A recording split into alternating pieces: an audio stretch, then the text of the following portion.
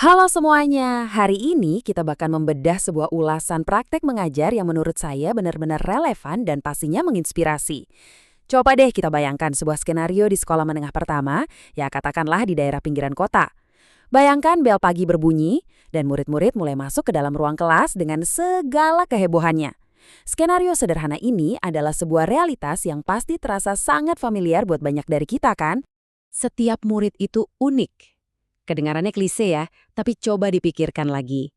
Kutipan ini secara sempurna merangkum filosofi inti dari pembahasan kita hari ini. Ini bukan cuma sekedar jargon manis teman-teman.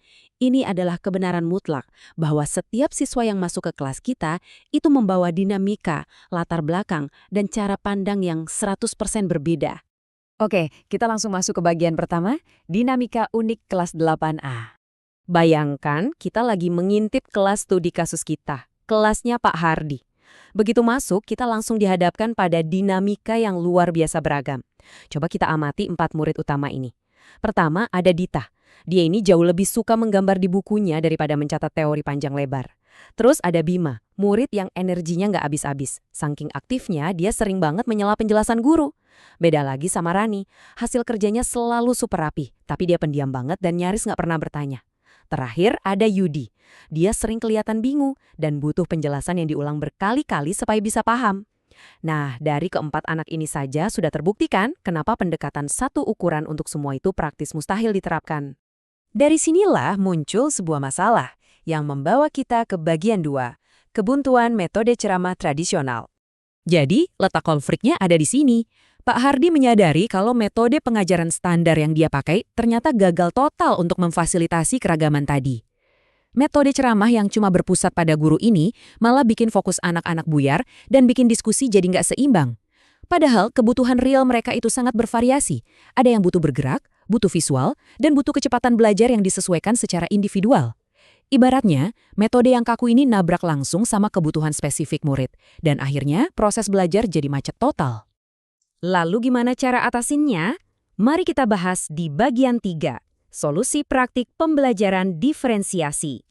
Menariknya, Pak Hardi nggak mau nyerah gitu aja sama rasa frustrasinya. Titik balik ceritanya ada di sini, di mana dia beralih dari yang tadinya cuma berdiri dan berceramah menjadi sosok yang aktif mengamati, tersenyum, dan benar-benar berusaha memahami cara kerja kelasnya pada tingkat individu. Dia mulai beradaptasi dengan karakter unik setiap anak. Dan sejujurnya, inilah fondasi utama dari empati seorang pendidik yang hebat. Untuk memancing lagi keterlibatan siswa, Pak Hardi datang dengan strategi pembelajaran berdiferensiasi. Daripada memaksa satu cara, dia kasih 4 pilihan konkret buat murid-muridnya mendemonstrasikan pemahaman mereka. Pilihannya seru banget. Mereka boleh bikin poster, menulis catatan formal, merancang peta pikiran atau mind map, atau bahkan ngerekam penjelasan mereka lewat video. Ini benar-benar ngasih mereka kendali penuh.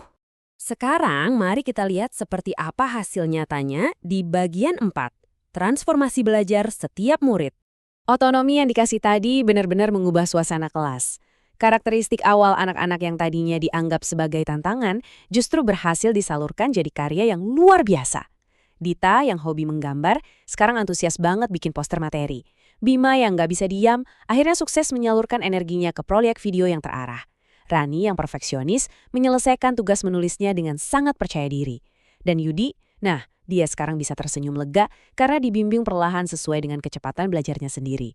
Pendekatan ini benar-benar bekerja layaknya sulap. Mari kita jadikan ini bahan renungan di bagian kelima, refleksi keragaman di kelas kita. Kalau kita tarik sudut pandang yang lebih luas dari cerita kelas Pak Hardi tadi, pesan utama yang harus kita bawa pulang jelas banget. Tugas kita sebagai pendidik itu bukan kayak pabrik yang memaksa semua siswa jadi seragam. Sama sekali bukan. Tugas kita adalah menyelaraskan instruksi kita, memberikan ruang dan metode yang pas, supaya setiap pikiran yang unik di kelas itu punya kesempatan untuk mekar dan berkembang secara maksimal. Sebagai penutup ulasan kita kali ini, saya mau meninggalkan satu pertanyaan yang lumayan bikin mikir. Coba tanyakan pada diri kita sendiri, sudahkah semua murid di ruang kelas kita benar-benar merasa dilibatkan dan dihargai? Gimana menurut kalian? Coba direnungkan. Pertanyaan ini adalah kunci untuk menciptakan pendidikan yang sesungguhnya. Terima kasih sudah menemani saya membedah materi ini. Tetap semangat menginspirasi dan sampai jumpa di pembahasan berikutnya.